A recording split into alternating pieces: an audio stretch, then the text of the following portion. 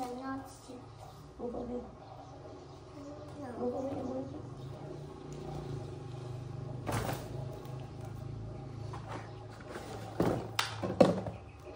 Moving the balloon.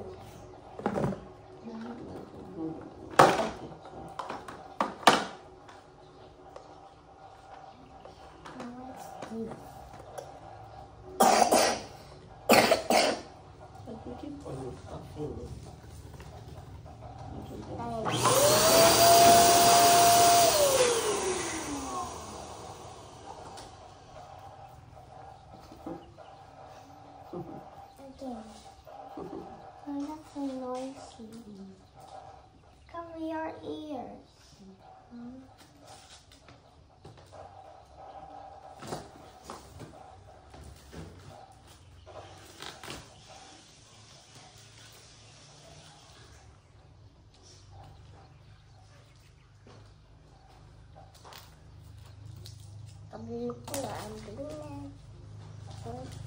Good morning, Auntie.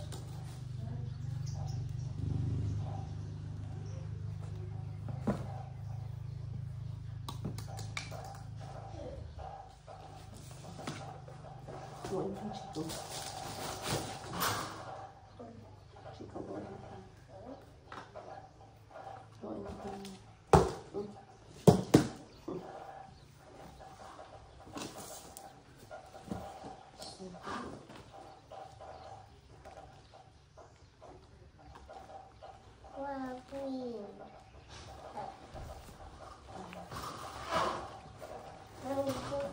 We do this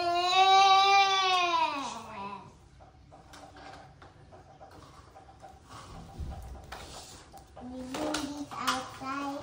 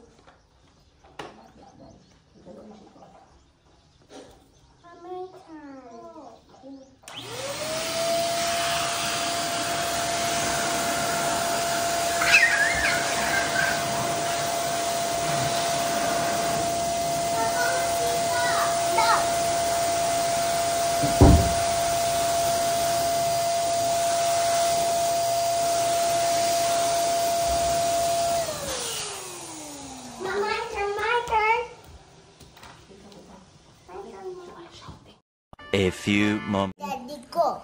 Move backwards lang. Ready. Wait lang, wait lang. Mom, can I press? Okay, na bit. Go.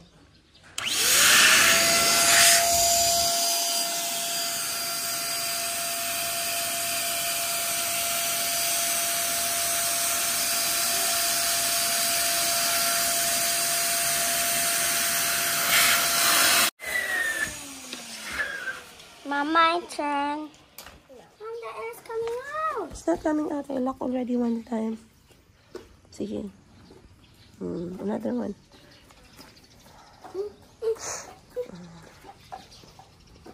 Okay, now the water hose.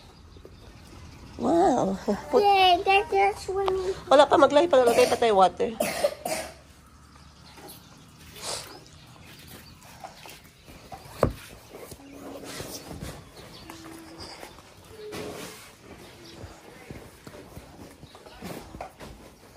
Wow, so big. Mom, Mom! Oh, Calby, stop shouting.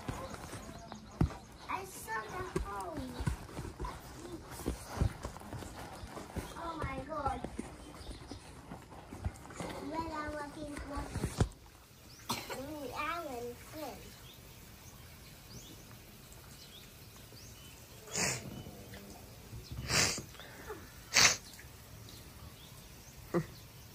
It's so relaxing.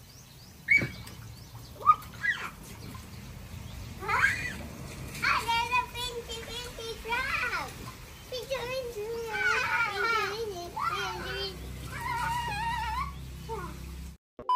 To go to the new school. Sabi ni teacher sa ano pa daw, sa May pa. Mga 60 days pa. Magdating daw si Kahil next week ba ya? Kahil is ano, coming na. Today? No, in 10 days. Is it 10 days or 6 days? 1 day. Hala, Kuya Kahil is here. Are we picking him at the airport? No. Hmm? He's coming by himself. Oh, no one is picking him? But Oh, we always pick people when they come at the airport. are you kidding me? Makes them feel happy. Then I'm going to be so bored in the car. So if you are going to arrive from the airplane and nobody's there for you, how are you gonna feel? I'm going to feel happy. Really? I will not be happy. I think I'm gonna be sad. Then you need... Good morning, Chico. Chico, Yes. magandang umaga, Chico. Mama. Magandang umaga, Calby. Tiki Charlie. First, Good morning, guys. let's play. Okay. But first, we nap. Let's play. On our way to the city, time check 7:34 ng umaga. And the smartest purchase I did this month from Shopee is this one, the phone holder. Ang sarap sa feeling. Wala akong hinahawakan na phone. Mas ano ba, mas libre yung ating pagchichismisan. And nakahapon hindi siya dumidikit. Nagtataka ako bakit. Yun pala kailangan hugasan ng tubig. Kasi para matanggal yung mga alikabok niya. Yun yung reason bakit hindi siya masyadong dumidikit. Then ipa-air dry mo lang siya. Ayan, balik na siya sa dati niyang trabaho.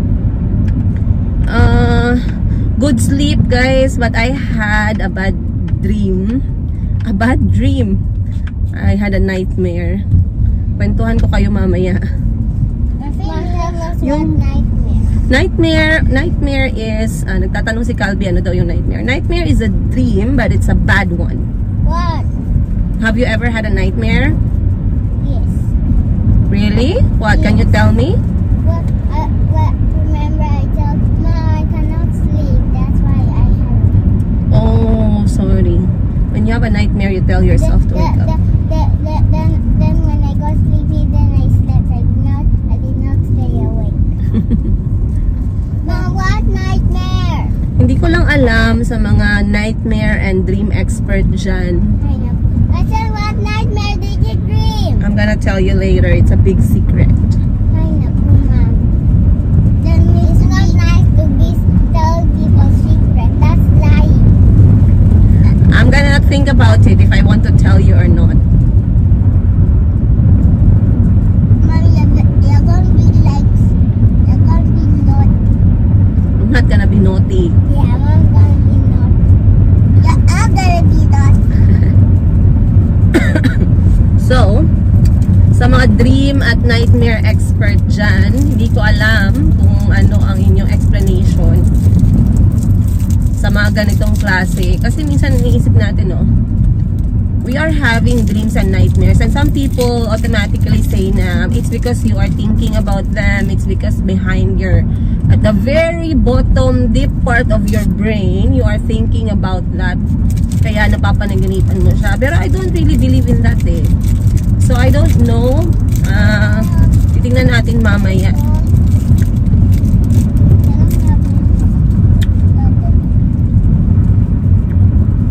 Finally guys, after Like, magto 2 weeks na, natigil na din yung aking ubo. And I woke up today with clear nose. So, that's good. And I don't really take medicine, you guys. Water therapy lang. What is that? Ang alin? What is that? Which one is that? Which one? Ow? What do you mean? The other one. What is in your mouth? It's menthol candy, sweet. For mommy's runny nose and coffee. But you see, Chico, there's no cough. It's just medicine.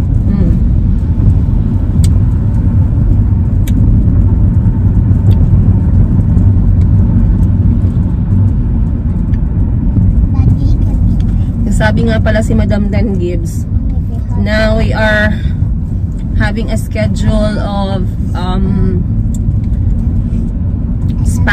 spa day before the wedding, sana all, para daw hindi tayo magmukhang stress, kasi baka mamaya sa sobrang stress natin hindi siya madala ng makeup. So, sabi ni Madam Dan Gibbs, dapat next week or the days before the wedding, we have a schedule for spa. So magpakulay na yung dapat magpakulay ng buhok, magpalinis na ang dapat magpalinis ng mga kuko, magpa-facial na ang kailangan magpa-facial, kasi Madam Dan Gibbs wants everyone to be happy on her wedding day. It's very intimate. Very intimate. Actually, guys, no, minsan intimate naman talaga siya masyado, to the point na you are having only 20 guests. Pero kailangan nating bilangin yung mga vendors or yung service provider. Syempre sa camera photography pa lang, ilang tao na sila, guys? Nasa 6 hanggang 10. Imagine. Makeup artist ng buong team, ang glam team is nasa nasa mga 5 or 6. So ilan na yun? Ang dami na. Iba pa ang wedding organizer. Wedding organizer, they have their own team as well. So just imagine, even if you have 20 guests, you still have, you end up with a lot of people. Kasi nga, yummy chick boy. Meron kasing pwesto dito na nagsiserve ng chicken. Ang ganda ng kanyang space. Parang type ko.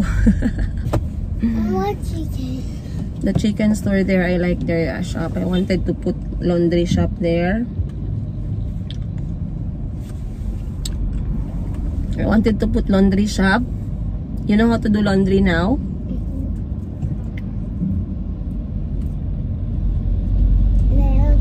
Oh, today siguro nandiyan na si Miss Giselle, I think. She's here today to work, kaya we might accomplish more things than we did yesterday. I might focus today sa new space. Nata atong pansukat, no? And then mag-order tayo ng ng mga kakailanganin in advance sa Shopee. Meron namang Chico is not wearing black shoes. Excuse me. Mommy, I want to be very... Okay, now you're going to be the one to talk. Okay, talk. Because we're in traffic. Mommy, you are married and you look.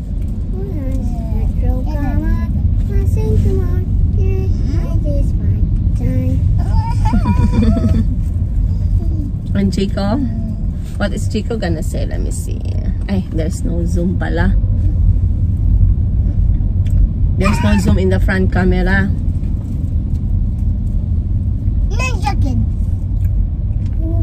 Nag-remind pala si auntie, guys, na Friday is kanyang visa renewal. So sabi ko, tamang-tama, may pera ako sa Friday, may pangbayad kami. Kasi yung binabayad ko every time na nagre-renew siya ng visa, which is every 2 months, nasa 3,000 pesos din. So kailangan natin always meron tayong ganong budget, no? Kasali dapat yun sa budget natin every month. Tita Jerry! Saan? There! That's not Tito Jerry. Alaka, I'm gonna tell mommy we. That's Tom and Jerry. No, that's Tita Jerry.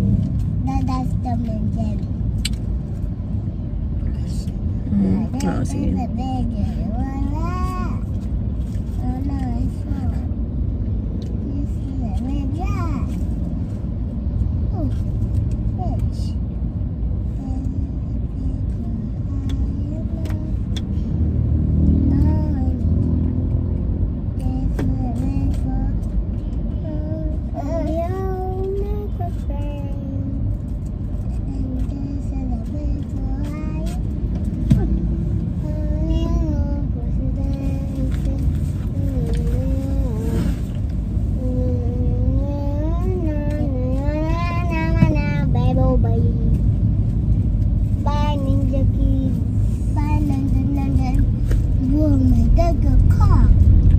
Walo si Mayumi parts ba? Okay guys, hi, sa wakas, andito na si Miss Joselle. So productive na yung umaga natin. Okay. Dumating na yung order ko sa ano guys, sa Shopee. Kasi ako yung naka-assign para sa ganito siya guys. Oh, pakita ko sa inyo ha, saglit. May in-order kasi ako sa Shopee. Ako ang naka-assign sa picture ng papa namin na ilalagay sa isang locket. So, bumili ako ng ganito. Hindi ko rin alam na merong pa ganito. Pero nakita ng kapatid ko sa pinapanood niyang video. Kaya hinanap ko agad sa Shopee. Meron naman siya pero sa China pa galing. Buti umabot. Dumating siya ngayong araw. So, dito may nakasulat na "You are always in my heart." So, dito ilalagay ng kapatid ko yung picture ng tatay namin. Ayan, wait lang. Check natin. Picture ng tatay namin. And then, meron siyang kasama na parang glass na ipapatong sa picture. Ayun. So, meron siyang ganitong klase na glass. Pagkalagay ng picture ni Papa dyan, ididikit na to siya. So, magiging parang ganyan. So, this is a really good idea, no? Very sweet idea. So, ilalagay ng kapatid ko to sa kanyang bouquet during her walk down the aisle. So, dapat asikasuhin ko na to. And kita nyo mga pagkain sa harapan ko. Meron ako isang box ng cream cheese. Ipapalaman ko kasi to sa isang pandesal. Magpapahanap ako ng masarap na pandesal mamayang hapon. Hindi pa nasimula nagtrabaho, pagkain na agad ang iniisip ko. Kasi minsan, nasasayang, na-overlook sa fridge. Ngayon, ang mangyayari, maninigas siya and then masasayang lang. 'Di ba? Mahal pa naman yan. Masarap kasi to sa tinapay tsaka sa pasta. Pwede din naman pala siya sa ano, kasi baka mag-spaghetti si auntie mamaya. Ipapatong ko na rin ito sa ano, spaghetti. And then of course, meron ako ditong ulam. Meron akong halal na hotdog. Meron akong adobong sitaw na merong isda. Maraming salamat sa aming kapitbahay na si Nanay sa pagluluto at tortang isda. Prepared na yung lunch namin ni Miss Joselle. Nagluto na rin siya ng kanin. Pero anyway, I wanted to talk to you guys about sa panaginip ko nga. Kasi hindi ko alam kung anong ibig sabihin ng panaginip ko. Sa mga dream expert, pero tanongin natin si Miss Joselle para sa kanya. Anong ibig sabihin ng panaginip? Na panaginipan ko ang tatay ng mga anak ko, guys.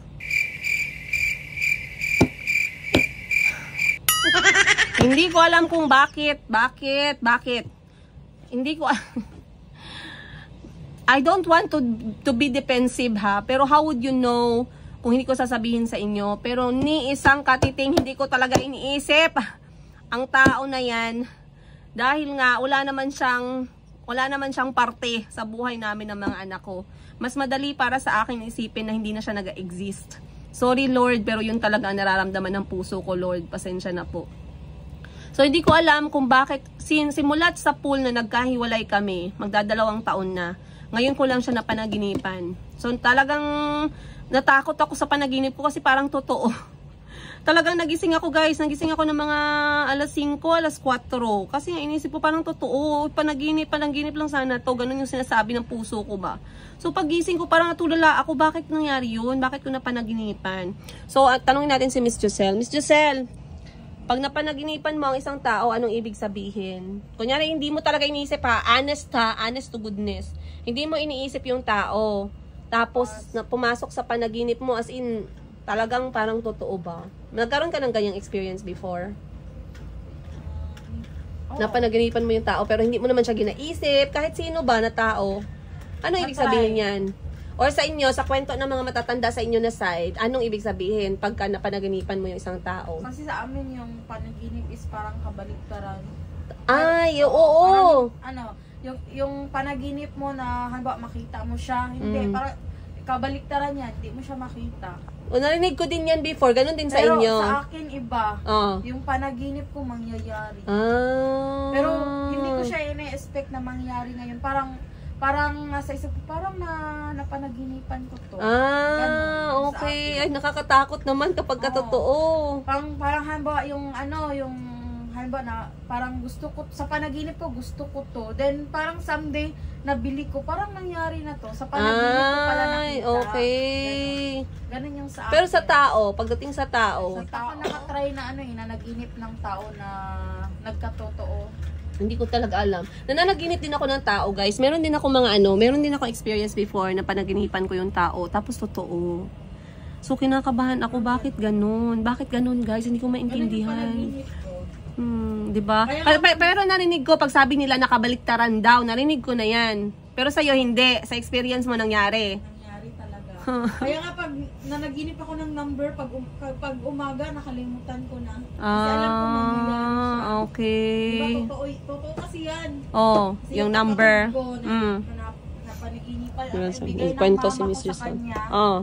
Then, ayun, 1 week ata, nanalo siya. Bigay ng mama ko yun sa kanya. Nanalo talaga siya. Kasi si Miss Giselle, guys, wala na siyang mama. Anong year nawala si mama mo? 2008. Tapos pinapanaginip siya ng nanay mo ng number. Tapos tinayaan niya sa lasto or loto? Or Tawag nyo yung 4D number. 4D number. Nanalo talaga. Oo, Galing nga. Kaya ikaw, huwag mo kalimutan yung number. 5 pesos lang yung niya. Tinry niya lang. Oo. Totoo. Nanalo siya. Nanalo siya ng 20K. What? Ang Matagal laki. na yun, ha? Matagal na ngayon. Galing ah. Malaki na yun. Malaki-laki na ngayon. Ang ginakabahan ako, guys. Hindi talaga ako mapakali. Hanggang ngayon ginaisip ko, bakit nangyari ang ganun? Bakit ko man napanaginipan? Tapos, guys, paano pag magkatotoo yung panaginip? Kasi dun sa guys, dun sa panaginip ko, guys, nagkabalikan kami ng naman. Parang maiyak-iyak talaga ako, guys, kasi ayoko talaga yung ganun na sitwasyon. Okay, ito nasabi ko na to sa mga taong close ko ha. Kung meron kayong relasyon minsan, meron kayong mga instances na sa isang relasyon, pag tinanong nila, kamusta ka na, meron kang sasabihin na, gagawin ko yung lahat para bumalik lang yung dating kami. May mga ganun na linyahan. Pero ako kasi baliktad, gagawin ko ang lahat para lang hindi ako makabalik sa ganong sitwasyon. Ganun ang nangyayari. So hindi ko maintindihan kung bakit ganun yung panaginip ko. Kung kabaliktaran, okay, well and good. Pero kung hindi kabaliktaran, bakit? At bakit ngayon? Well,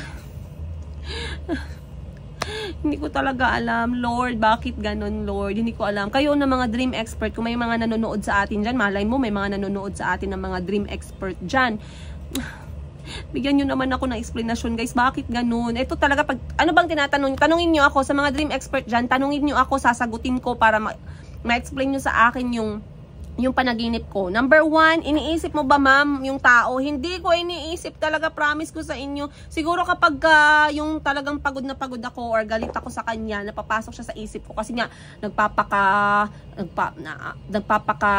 tawag nito, enjoy lang siya sa sahod niya. Ang ganda ng trabaho niya, ang ganda ng sahod niya, ni singkong duling, walang inaabot sa mga, ganun ang mga pumapasok sa isip ko. Pero yung talagang, yung ganyang klase na pagmamahal, hindi naman pumapasok sa isip ko. Ano pa ba?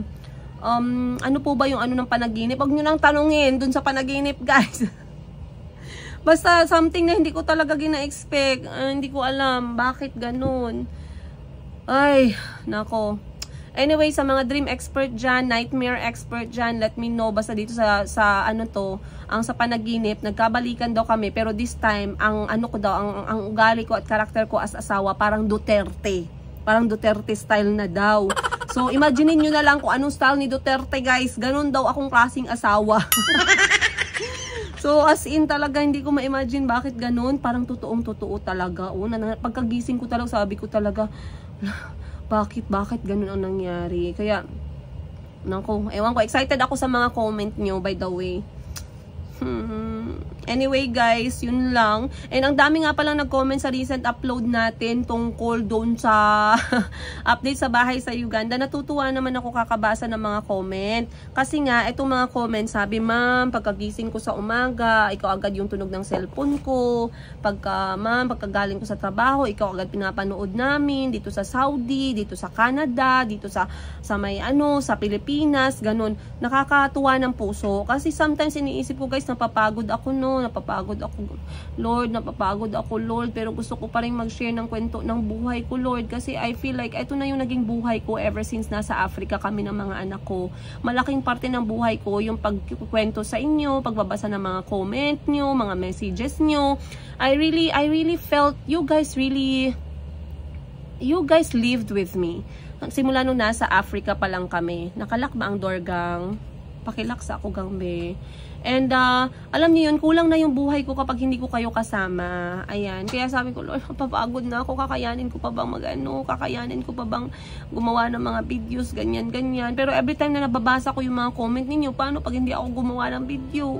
Paano yung mga OFW na parang malungkot sila sa buhay nila kasi ganito, hindi nakauwi. Miss nila yung mga anak nila, miss nila yung magulang nila. Paano yung OFW na pagod na? Paano yung nanay na single mom na nanonood sa akin, tapos pagod na siya sa pagiging single nanay, saan siya kukuha ng lakas? Ganun lagi yung iniisip ko guys. So imagine niyo kapag kaganyan, malungkot din ako kasi nga somehow, alam ko kahit na negative yung mga na-experience ko sa buhay, at least meron mga tao na nabubuhayan ng loob kasi nafe-feel nila na hindi lang pala sila yung may mga ganyang klaseng experience. Okay? Okay lang naman wala namang problema sa akin. Judge me all you want, I don't really care. Kasi nasa point na ako ng buhay ko na wala na akong dapat patunayan kahit kanino. Wala akong dapat patunayan sa kapitbahay namin. So wala akong pakialam kung wala akong ligo. Ayan. Wala akong pakialam kung minsan ay nasigaw ako sa mga anak ko. Wala akong dapat patunayan sa kahit kaninong lalaki sa mundo. Dahil alam ko sa sarili ko na maayos ako naghahanap buhay, maayos akong tao, maayos akong nagmamahal sa mga anak ko. Wala akong kailangang patunayan sa mga chismosa na kapitbahay, sa mga chismosa na mga nagsusunod-sunod dyan, mga dating nagbabantay sa buhay ko, ganito ganyan. Wala akong pakialam sa mga nakakakilala sa nanay namin na mga chismosa, mga ganun. Wala akong pakialam kasi wala akong kailangang patunayan sa inyo. Ang kailangang patunayan is yung pagiging nanay ko sa sarili ko at sa mga anak ko, yun lang. Kaya ako naghahanap buhay. So, ang sarap sa feeling guys kapag umabot ka sa point na you don't care, to be honest with you. Iba ang feeling na pagod na naman ako kakahawak ng cellphone ko. Iba ang feeling na pag umabot ka sa point na you don't care, wala ka nang pakialam kung anong sasabihin ng tao. Meron ilang beses ako nakomentahan guys. Mabuti pa si Princess Siga, si Mayumi Thailand Closet, may-ari ng butik pero parang taga-kanto lang. May mga ganyan. Hindi naman ako nasasaktan. Hindi ko rin yan dinadala sa dibdib ko kasi wala akong pakialam sa comment ng mga tao. Ang importante, marangal yung trabaho ko, marangal yung paghahanap buhay ko, marangal yung paghahanap ko ng pera. Wala akong pakialam kapag sinasabi ng iba na may ka naman, may kaya ka naman, pero bakit pag kumain ka, parang ganun ng kain mo, parang ganun ka magnguya-nguya, ganun ang comment. Wala akong pakialam guys sa mga ginasabi nila. Ang sarap sa feeling na you are at peace and you are content with your character, with the kind of person you are. You are not hindi ka conscious sa sarili mo, hindi ka conscious sa the way you look, the way you smile, the way you laugh, the way you eat. Ang sarap sa feeling. Ang sarap-sarap sa feeling. I don't care. Pag nakita mo na marami akong varicose veins, I don't care. Kasi I'm a working person. I'm a working mom. Pag nakita mo na marumi yung buhok ko, or marumi yung ulo ko, kasi ganito, hindi ako nakaligo, I don't care. Kasi hindi naman ikaw nagbibigay din ng pangkain ng mga anak ko. Ganun ang laging ko. Pero hindi na ako bitter. For me, I just live. Ganun lagi. I just want to live. I just want to enjoy my life with my children. There's enough problems in this world already, you guys. There's enough stress already for us to bother ourselves with other people who would like to say bad things about us. Okay? Once naabot mo yung point ng buhay mo na ganyan, na wala kang pakialam, it's nice. It's peaceful. Ayun. So, maraming salamat once again, you guys. Ako muna yung magpapaalam na dahil ngayon ang oras natin ay 10:32 and I'm scheduled to have live selling. Maraming salamat. Please, sa lahat ng mga nag-message sa amin na gustong bumili, dito nyo naman ako i-message. Ayan na yung Facebook page ko. Diyan nyo ako i-message, guys. Nag-aantay ako ng mga mensahe nyo. Ayan, open your Facebook and look for this page. And i-inbox nyo na ako, then mag-video call bago magbayad, ha? Kasi yan lang yung ating panangga kay scammer. Kaya hindi na tayo na-i-scam ngayon kasi alam na ni scammer yung galawan ko. Walang magbabayad pag walang video call. Ayun. Maraming salamat, you guys. Much love, Princess Higa. I'll see you on the next one.